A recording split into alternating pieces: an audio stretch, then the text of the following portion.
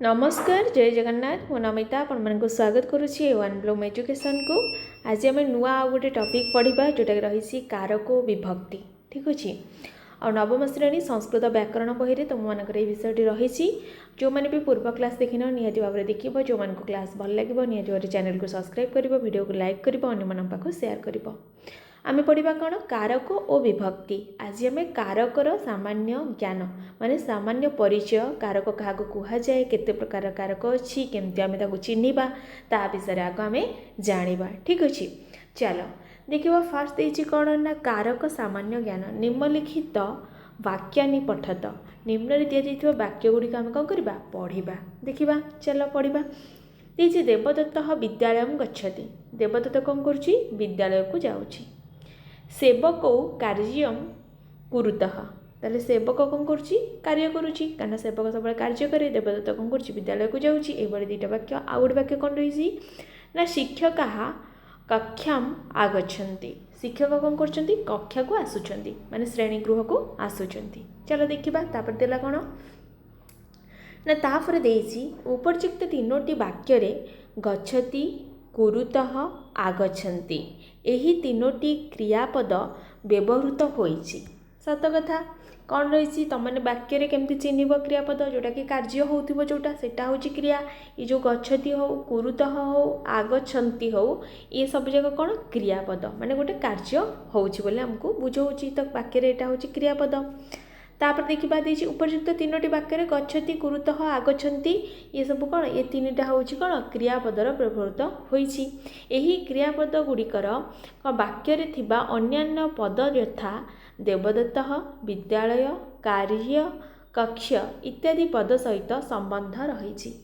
ठीक कथा कारण गच्छति क्रिया सहित देवदत्तर किए जाउछि पचारे कौन देवदत्त जाउछि कोठी जाउछि विद्यालय को जाउछि तमाने विद्यालय सहित एवं देवदत्त सहित गच्छतिर संबंध अच्छी। तापर कुरुतः ठीक अच्छे तो सेवक कार्य कुरुतः ताले सेवक किए करुछि सेवक करुछि कौन करुछि कार्य करुछि। तो ये दुईटा पद कार्य एवं सेवक सहित कुरुतः पदर संबंध अच्छी। ठीक अच्छे आगछन्ति किए आसुछि शिक्षक कौटी की ना कक्षा को। ठीक अच्छे तो दुईटा पद सहित कक्षा और शिक्षक सहित आगछन्ति क्रियार कौन संबंध अच्छी। तो सत कथा आम जानीदे संबंध रही। तो देइछि कौन यही क्रियापद गुड़िकर वाक्य रे थिबा अन्यान्य पद सहित जमती देवदत्त विद्यालय कार्य कक्षा इत्यादि पद सहित संबंध रही। ठीक कथा आम देखीदे तेणु प्रथम वाक्य रे देवदत्त बा देवदत्त तेणु प्रथम वाक्य कौन देवदत्त और द्वितीय विद्यालय। तो प्रथम वाक्य जो देवदत्त अच्छी और विद्यालय अच्छी पद क्रियापद गच्छति सहित अन्वित बा संबंध होछि। देखिले आम तेणु एमाने गोटे गोटे कारक अटंती से एमानकु गोटे गोटे कौन कहबा कारक बोली कहबा काहाकु देवदत्त को कहबा विद्यालय को कहबा कहीं तार क्रियापद सहित संबंध अच्छी। ठीक अच्छे ताले संज्ञा एवं देखा संज्ञा कौन कहूँ देछि कि संज्ञा बा प्रकार भेद। तो आम कारकर संज्ञा कौन आम जानीदे आम कारक क्या कहले वाक्य जो अन्य पद गुड़िक अच्छी जार क्रियापद सहित संबंध अच्छी ताकू आम कारक बोली कहले। एबे आम जानिबा कौन आमर से संज्ञाटा मूलतः आम कारक क्या कहबा ता विषय जानिबा ता सहित प्रकार भेद कारक केते प्रकारर। ठीक अच्छे ता विषय आम जानिबा। देछि कौन संज्ञा देछि संज्ञा और प्रकार भेद वाक्य रे क्रियापद सहित जो पदर प्रत्यक्ष संबंध थाए ताहाको कारक कह जाए। ताहले हमर फास्ट गोटे डेफिनेशन रहिला संज्ञा रहिला कारण आमे माने समस्ते जानिछे कारकटा केते मोस्ट इम्पोर्टेंट आमर माने कोन संस्कृत व्याकरण प्रति। ठीक अछि कारक बुझी गले हमको वाक्य गठन करिबारे हो जे कोनोसी माने कारक चिन्हिबारे हो जे कोनोसी प्रश्न आसले मध्ये आमे तार उत्तर करि परिबा। तो वाक्य रे क्रियापद सहित जेउ पदर संबंध अछि बा थाए ताहाको आमे कारक बोली कहबा। तले वाक्य रे गोटे वाक्य रे जो पद अन्य पद गुडिया सब थिबे कर्ता थिबो कर्म थिबो जहा भी थिबो तो से गुड़ाक सब कौन जदि क्रियापद सहित संबंध थिबो ताहाले आमे ताकू कौन कहि परिबा ना कारक बोली कहि परिबा। बुझिला तापर देख अतएव देवदत्त विद्यालय सेवकौ कार्य शिक्षका ଓ कक्ष्याम इति पदगुड़िक कारक अटंती। कारण जेहेतु आम ऊपर देखिले माने यही पदगुड़िक सबर देवदत्त हो कि विद्यालय हो, सेवक हो, कार्यम हो, शिक्षक हो, कक्ष्याम हो, एगुड़ा सब कार क्रियापद सहित संबंध थिला। तो एगुड़ा समस्ते गोटे गोटे कौन सब ये पदगुड़िक गोटे गोटे कारक अटंती। तो क्रियापद सह वाक्य रे थिबा अन्य पद मानकर भिन्न भिन्न संबंध थिबारु कारकर भिन्न भिन्न प्रकार भेद रही। ये जो पदगुड़िक सब क्रियापद सहित संबंध हेले तो ताको आमे कारक बोली कहीदेले। तो कारक कौन माने से पदगुड़िकर संज्ञा गुड़िक सब अलग अलग हम। तो क्रियापद सहित वाक्य रे थिबा अन्य पद मानकर भिन्न भिन्न संबंध थिबारु गोटे प्रकार संबंध नुह, अलग अलग संबंध अच्छी। तो से कौन कारक मध्य भिन्न भिन्न प्रकार तापर देखा आम ताले कारक भिन्न भिन्न प्रकार से कहीदेला। तापर कारण सब जगह वाक्य क्रियापद सहित सब सामान प्रकार संबंध ना सब पदंकर सब पदगुड़िकर अलग अलग संबंध अच्छी से कारक मध्य भिन्न भिन्न प्रकार। चलो देखा आग को केते प्रकार कौन कौन ना जेपरी प्रथम वाक्य गच्छति क्रिया संपादन रे ठीक कथा। प्रथम वाक्य जो गच्छति क्रिया संपादन होता तो देवदत्त स्वतंत्र अटे। देवदत्त कौन गोटे स्वतंत्र ठीक अच्छे स्वतंत्र अच्छे से। तो से क्रिया संपादन होइथिबारु बा से क्रिया संपादक संपादन संपादक होइथिबारु से निजे कौन क्रिया करुथिबारु से कौन स्वतंत्र। तो सी निजे क्रिया करुथिबारु तो क्रियापद सहित तार कर्तु संबंध व्यक्त हेउची। तो से जेहेतु से निजे क्रियाटे को करुची सेतिबाई से कौन होउची ना कर्तु संबंध व्यक्त हेउची। कर्तु बोली ताकू आमे कहिबा कारण से करुची क्रियाटी को तो कर्तु से। तो सुतरां देवदत्त वाक्य रे कर्तु कारक अटे से जेहेतु करुची सेतिबाई से कौन कर्तु कारक अटे। तापर कौन देला सेही परी सेवक ओ शिक्षक कर्तुकारक अटंती कारण से कौन क्रियाटी को करुछंती। तो जी करुची जे स्वतंत्र सी कौन सी हम कर्तु। तो कर्तु हबारु सी कौन हेबे ना कर्तुकारक हेबे ठीक अच्छे। तापर देख तापर देला कारक 6 प्रकार आम जानिले भिन्न भिन्न कारक सब अच्छा कारण क्रियापद सहित तांकर सब पदर अन्य पद मानकर भिन्न भिन्न संबंध अच्छी। तो से जो भिन्न भिन्न कारक तो कारक केते प्रकार कारक आसला 6 प्रकार। तुम मोस्ट इंपोर्टेंट कारक केते प्रकार 6 प्रकार। कारक क्या कह जाए ना वाक्य जो पदगुड़िक क्रिया सहित साक्षात संबंध थाए ताकू आम कारक बोली कही था। मन रहा 2टा डेफिनेशन आउ प्रकार। चलो देखा कौन कौन ताले से प्रकार गुड़ाक रही कौन कौन कारक गुड़ाक रही देखा देछि कौन ना कर्तु कारक यथा कर्तु कारक कर्म कारक करण कारक संप्रदान कारक अपादान कारक अधिकरण कारक।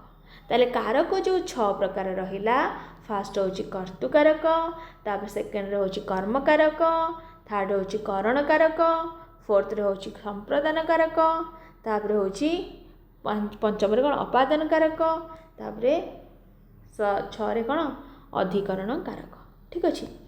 एतद भिन्न वाक्य रे संबंध पद मध्य थाए ताले से जो कारक को छाड़ीदेले संबंध पद मध्य थाए ठीक अच्छे वाक्य रे। ताले वाक्य रे जो आम देखले कौन क्रिया रहिला तापरे क्रिया सहित साक्षात संबंध थिबा पद गुड़िक रहिले जोटा कि कारक हेले ताको छाड़ी देकरी आउ गोटे पद मध्य रही थाए जोटा कि संबंध पद थाए ठीक अच्छे। तो निम्न रे गोटे वाक्य रे समस्त 6 गोटी कारक और संबंध पद उल्लेख करा जायछि।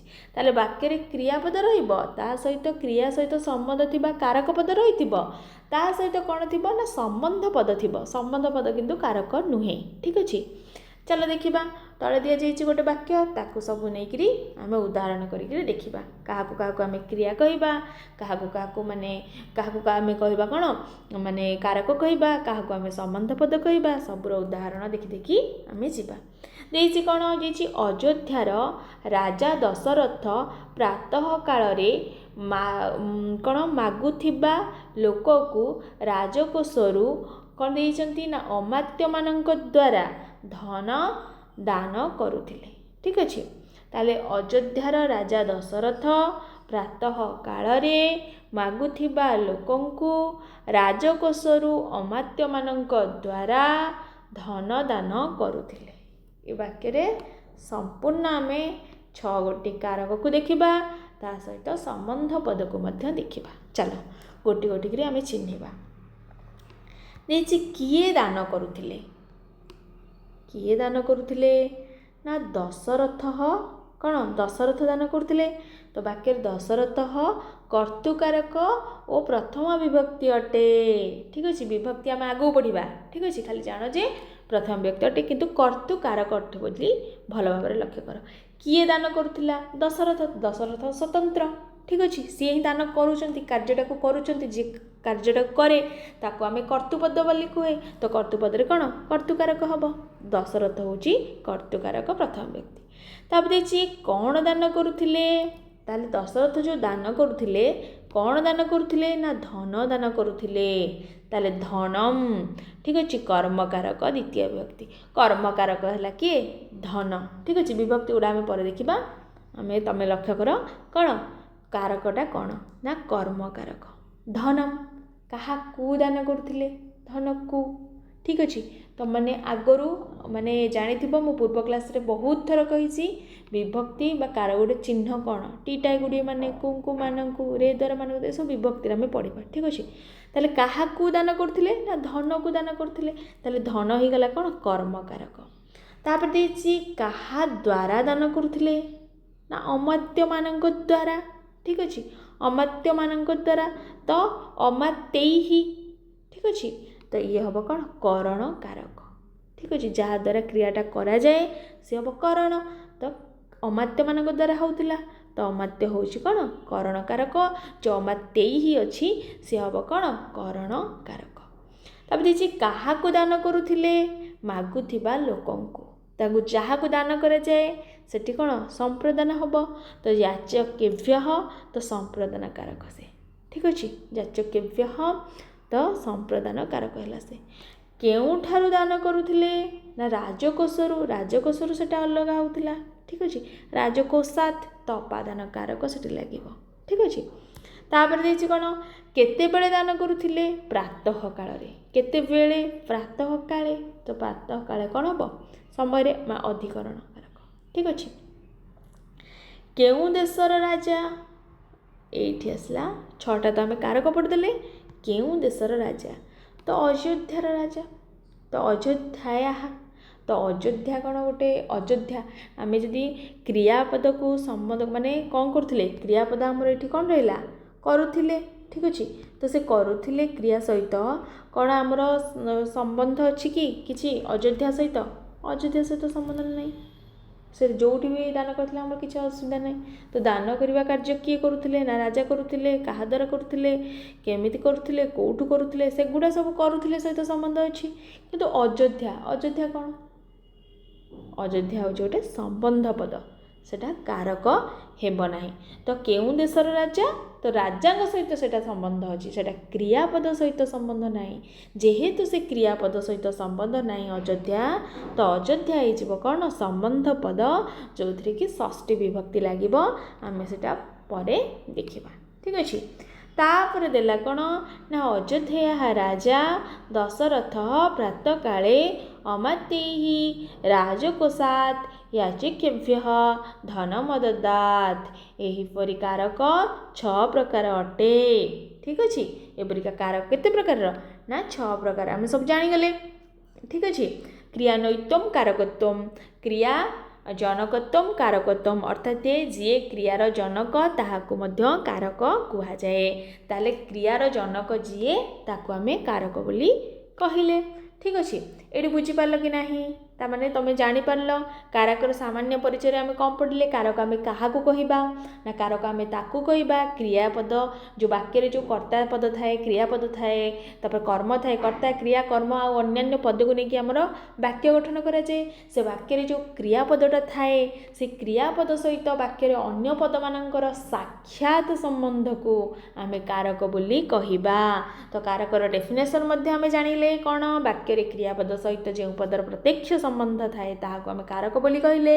ସୂତ୍ର ମଧ୍ୟ ଦେଇଛି କ୍ରିୟାନୈତ୍ୱମ୍ କାରକତ୍ୱମ୍, କ୍ରିୟାଜନକତ୍ୱମ୍ କାରକତ୍ୱମ୍। କାରକ କାହାକୁ କୁହାଯାଏ ଜାଣିଲେ। କାରକ କେତେ ପ୍ରକାର ଜାଣିଲେ ମଧ୍ୟ।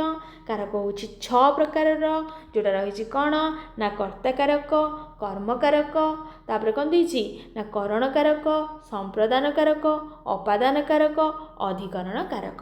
ଠିକ୍ ଅଛି, ଏଇଭଳି ଭାବରେ କାରକ ହେଉଛି छह प्रकार आउ वाक्य कारक को एवं क्रिया को छाड़देले अन्य पद मध्य थाए जोटा कि संबंध पद कहुए आ संबंध पदरे संबंध पद को आम कारक नहीं न थाऊ तो कारक जेहेतु नहीं न थाऊ से कौन से संबंध पद तार क्रिया माने कर्ता सहित संबंध थाए क्रियापद सहित संबंध न थाए से आम षष्ठी विभक्ति करिथाऊ। एटा होची मोस्ट इंपोर्टेंट आम एग्जांपल गुड़िक देखिले जानिले बुझिले नेक्स्ट क्लास रे आम कौन पढ़ा विभक्ति पढ़ा ठीक अच्छे। आउ जो मैंने भी क्लास टी देखिल जो मानक भल लगे कारक कौन बुझीपार कारक केते प्रकार कौन भल भाव सामान्य परिचय को बुझीपार निहाती भाव में चैनल को सब्सक्राइब टे करदेव वीडियो को लाइक करदेव अन्य पाखक शेयर करदेव आउ जदि भी किसी डाउट रुहे निहाती भाव में पचार ठीक अच्छे। रोचे वीडियोटा लास्ट टाइम देखि तुम बहुत बहुत धन्यवाद मो तरफ ठीक अच्छे चलो।